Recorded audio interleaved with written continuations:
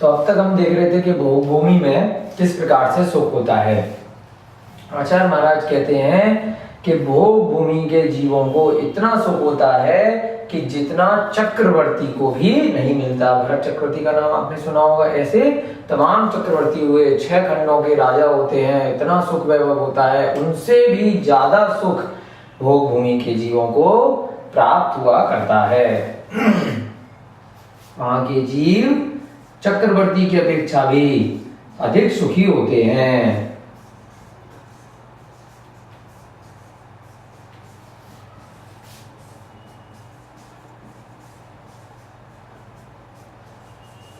अधिक सुखी होते हैं।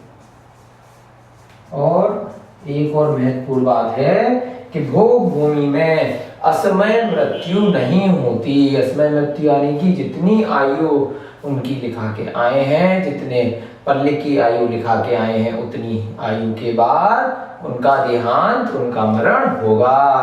परंतु अभी हमारे काल में क्या होता है, अभी बिल्कुल अच्छा खासा जीव है, बोल रहा है, खा रहा है, बिल्कुल फिट है, कोई बीमारी नहीं है। किसी भी कारण से अचानक से उसकी मृत्यु हो सकती है, कहीं पर उसका एक्सीडेंट हो सकता है, कोई बीमारी लग सकती है, कहीं से किसी भी वजह से अचानक से उसकी अकाल मृत्यु, असमय मृत्यु हो सकती है। परंतु ऐसा भोग भूमि के जीवों के साथ नहीं होता, असमय मृत्यु नहीं होती। और हमने पहले भी चर्चा करी थी कि इनको सारे सुख वैभव के सामान कहां से मिलते हैं, कल्प वृक्षों से।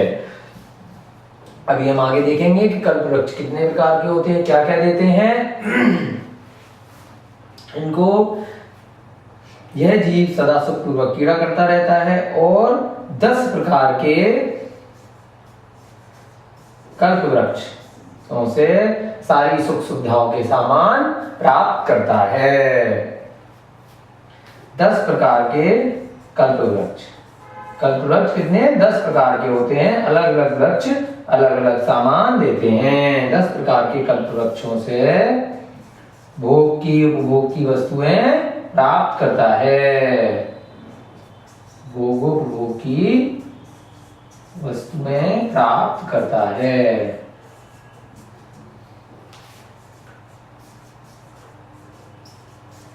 तो आज हम आपसे यही चर्चा करने वाले हैं कि कल्प वृक्ष कौन कौन से होते हैं, कितने प्रकार के होते हैं, क्या क्या देते हैं। कल्प वृक्ष भोग भूमि में ही होंगे, उत्तम मध्यम जघन्य तीनों भोग भूमियों में होते हैं। धीरे धीरे उनकी जो देने की क्षमता है वो समय के साथ कम होती जाती है। चलिए देखते हैं आगे कल्प वृक्ष।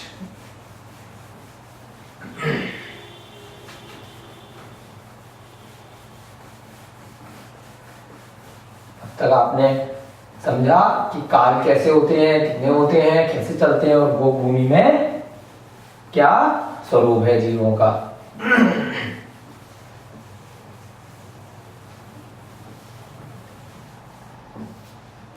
कल्प वृक्ष। कल्प वृक्ष कहने को तो वृक्ष है लेकिन पेड़ नहीं है। पेड़ के बारे में आपने सुना होगा कि पेड़ एक इंद्रिय जीव होता है, स्थावर पर्याय में होता है, वनस्पति कायक होता है। बट कल्प वृक्ष वनस्पति कायक नहीं होते। देखने में पेड़ जैसे भले ही होते हैं बट पेड़ नहीं होते। तो क्या होते हैं, ये पृथ्वी का ही सार होते हैं। ऐसा वैभव है, ऐसा पुण्य है कि उत्तम भोग भूमि में जो जीव जन्म लेते हैं वो ऐसे कल्प वृक्षों के दर्शन कर पाते हैं, उनसे सामान प्राप्त कर पाते हैं। किसी ने नहीं बनाया है, ना किसी मनुष्य ने बनाया है, ना किसी देवता ने बनाया है, ना किसी भगवान ने बनाया है। ये स्वतः है, प्रकृति प्राकृतिक है, प्रकृति के नियम के तहत है। कैसे हैं, आदि पुराण में भी नवम पर्व में इसका पूरा वर्णन आता है कि कल्प वृक्ष कितने प्रकार के हैं, कैसे होते हैं। तो हम इसको देखते हैं। रत्नों के बने हुए, रत्न होते हैं ना, सोना चांदी हीरा मोती पन्ना माणिक्य स्फटिक, ऐसे तमाम प्रकार के रत्नों से बने हुए होते हैं कल्प वृक्ष। रत्नों के बने होते हैं। और कैसे होते हैं? ना वनस्पति कायिक है, इसमें कोई जीव नहीं है, ना वनस्पति कायिक है और ना ही देवों ने बनाए हैं, ना ही देवों द्वारा बनाए गए हैं।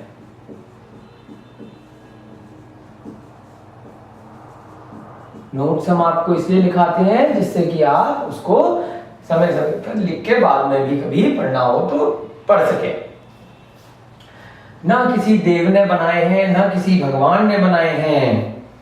कैसे हैं? अनादि निधन, अनादि काल से चले हुए आ रहे हैं और जब जब भी दोबारा से वो भूमि का काल इस धरा पर आएगा तब फिर से प्रकट हो जाएंगे। अनादि निधन है, अनादि निधन यानी कि अनादि काल से चले आ रहे हैं और उनका कभी निधन नहीं होता, वो रहेंगे हमेशा। काल के समय की वजह से वो उनकी क्षमता कम हो जाती है, दिखते नहीं है और फिर से आ जाएंगे जब काल आएगा। तो केवल वृक्ष के आकार के हैं, वृक्ष नहीं है। वृक्ष के आकार में पृथ्वी का सार है, पृथ्वी का सार ही है। अब कितने प्रकार के होते हैं? अभी हमने देखा था 10 प्रकार के। एक एक करके उनका नाम लिखेंगे, फिर उनकी चर्चा करेंगे। 10 प्रकार के कौन कौन से? सबसे पहले आता है मध्यांग, दूसरा है वादित्रांग,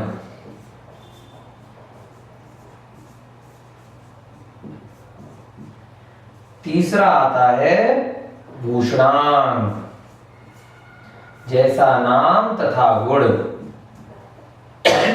मध्यांग मध्य देता है, वादित्रांग वादित्रांग देता है, भूषणांग भूषण देता है। अभी हम समझेंगे इनको दोबारा। फिर मालांग माला देता है, उसके बाद दीपांग दीपक देता है, उसके बाद छठे नंबर पे ज्योतिरंग,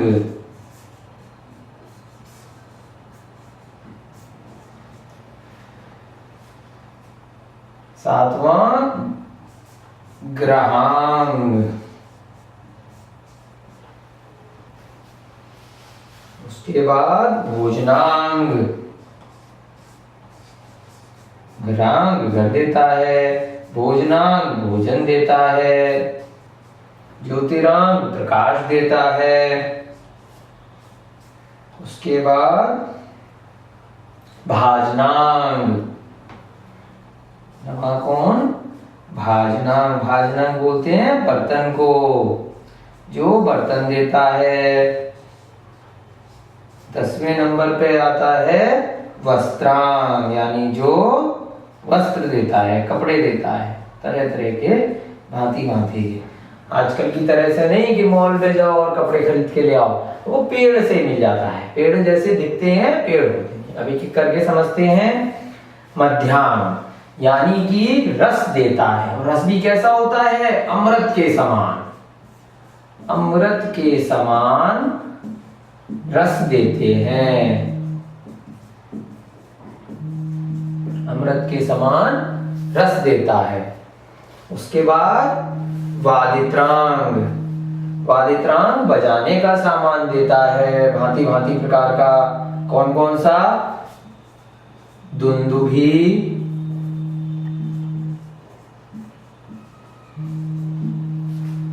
मृदंग, झल्लरी, ये वाद्य यंत्र हैं। शंख, भेरी, ये सब वाद्य यंत्र इत्यादि बाजे। इतने सारे प्रकार के और भी कई प्रकार के बाजे बजाने के लिए ये जो वृक्ष है, ये कल्प वृक्ष है वादित्रांग प्रजाति का, वो ये सारी चीजें देता है। भूषणांग क्या होता है? आभूषण। अब आभूषण कौन कौन से? जो ऊपर से हम पहनते हैं ना वस्त्र के ऊपर आभूषण, नूपुर, बाजूबंद, और क्या क्या पहनते हैं राजा महाराजा? करधनी, हार, मुकुट आदि। अब इतनी सारी चीजें हम लोग तो आजकल नहीं पहन पाते, हार पहन लेते हैं हम लोग, मंदिर में अभिषेक इत्यादि करते हैं तो इंद्र बनते हैं ना, मुकुट वगैरह पहनते हैं, तो ये सब रत्नों की बनी हुई चीजें मिलती हैं उन्हें, हार, मुकुट आदि। अभी तो क्या है ना, हम भावना भा लेते हैं सोने चांदी के रत्नों के मुकुट के, बट असलियत में तो कपड़े के इत्यादि अन्य वस्तुओं के होते हैं। परंतु कल्प वृक्ष सब रत्नों की चीजें देते हैं, कितना पुण्य है। उसके बाद मालांग। मालांग क्या देता है? फूलों की मालाएं, बनी बनाई मालाएं। जितनी मालाएं मांगोगे कल्प वृक्ष से, उतनी मालाएं आपको चुटकी बजाते ही मिल जाएंगी। दीपांग क्या होते हैं? मणिमय दीपक, बहुत ही सुंदर मणिमय दीपकों से शोभायमान रहते हैं वो, ये इस प्रकार के दीपक देते हैं। मणिमय दीपकों से शोभायमान रहते हैं। ज्योतिरंग क्या करते हैं? प्रकाश फैलाते हैं। तो इन ज्योति रंग के होने की वजह से सूर्य, चंद्रमा, तारे इत्यादि भोग भूमि के समय में दिखाई नहीं देते, क्योंकि कल्प वृक्षों का ही इतना प्रकाश होता है, ना दिन और रात का भेद पता चलता है, क्योंकि हर समय ही प्रकाश मिलता रहता है। तो उसकी वजह से चंद्रमा, सूर्य, तारे होते तो हैं लेकिन दिखाई नहीं देते। किसकी वजह से? ज्योति रंग की वजह से प्रकाश देते हैं सदैव, हमेशा देते हैं। ग्रहांग क्या करते हैं? घर देते हैं। घर आम जैसे हमारे जैसे छोटे छोटे फ्लैट नहीं, आज के समय में क्या मिलता है? महल, बड़े बड़े, जो जितना बड़ा महल मांगोगे वो मिल जाएगा। राजभवन, बड़े बड़े भवन मिलते हैं, वो बना देते हैं अपने आप ही कल्प वृक्ष। कोई देवता नहीं बना रहे, कल्प वृक्षों की ही महिमा न्यारी है। राजभवन, मंडप, सभागृह, चित्रशाला, जो जो महल के अंदर चाहिए, चित्रों की शाला चाहिए देखने के लिए, सुंदर सुंदर भांति भांति प्रकार के चित्रशाला भी बना के दे देते हैं। नृत्यशाला, नृत्य करने के लिए नृत्यशाला बनानी है अलग से, आदि भवन। सभी प्रकार के जो भवन जो इच्छा करे वो भवन बहुत ही सुंदर सुंदर आपको मिल जाएंगे ग्रहांग प्रजाति के कल्प वृक्षों से। भोजनांग क्या देते हैं? भोजनांग शब्द से जैसे है कि भोजन देते हैं, और भोजन कैसा होगा? उत्तम भोग भूमि के समय में बेर जैसा होगा, मध्यम भोग भूमि के समय में बद्री फल जैसा होगा, नीचे तीसरा वाला गगन भोग भूमि के समय में आंवले जैसा होगा। तो ऐसे करके अलग अलग समय में भोजन देते हैं। देखते हैं इसको कैसे कैसे क्या भोजन मिलेगा। 8वां भोजनांग, बहुत ही अमृत के समान टेस्टी होता है जो भोजन होता है, देखने में भले ही छोटा हो, अमृत के समान स्वादिष्ट आहार देते हैं। अब कैसे कैसे देंगे? 4 प्रकार का आहार आचार्यों ने बताया जो ये कल्प वृक्ष देते हैं। 4 प्रकार का क्या क्या आहार में मिलेगा? अशन, पानक, खाद्य और स्वाद। क्या क्या? अशन, पानक, खाद्य सौंफ सुपारी खाते हैं ना बाद में, उसे स्वाद्य बोलते हैं। और 6 प्रकार के रस, वो भी भोजनांग देगा। रस में क्या है?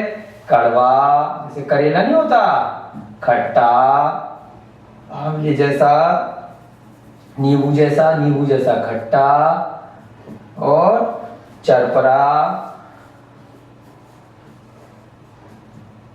मीठा, मिठाइयाँ खाते हैं ना, गन्ना खाते हैं ना, वैसा ही मीठा, आमले जैसा कसेला,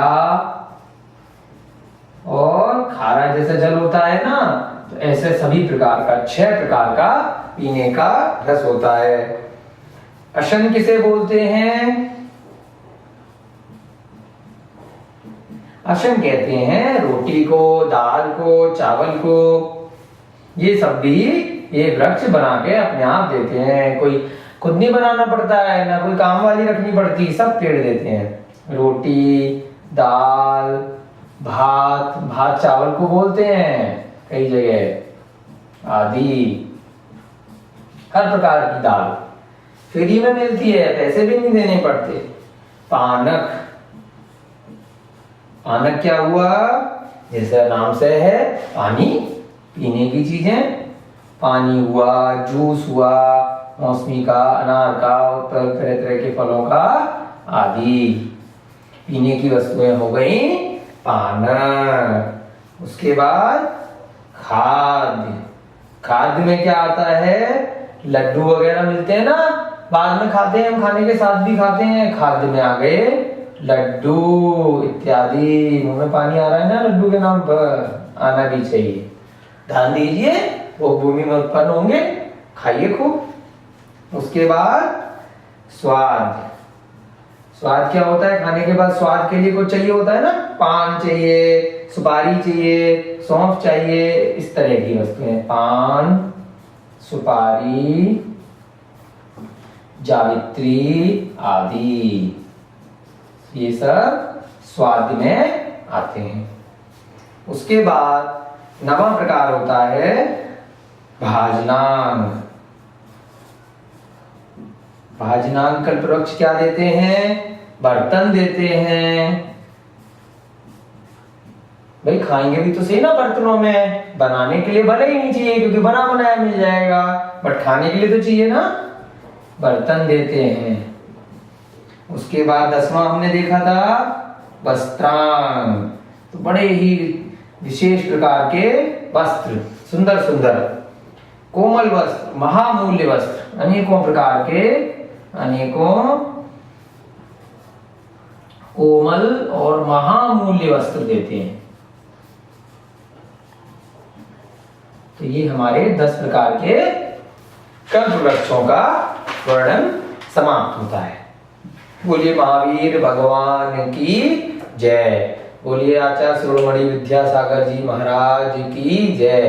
बोलिए 2.5 दीप में विराजमान 3,9 करोड़ मुनिराजों की जय। बोलिए जिनवाड़ी माता की जय। सभी को जय जय।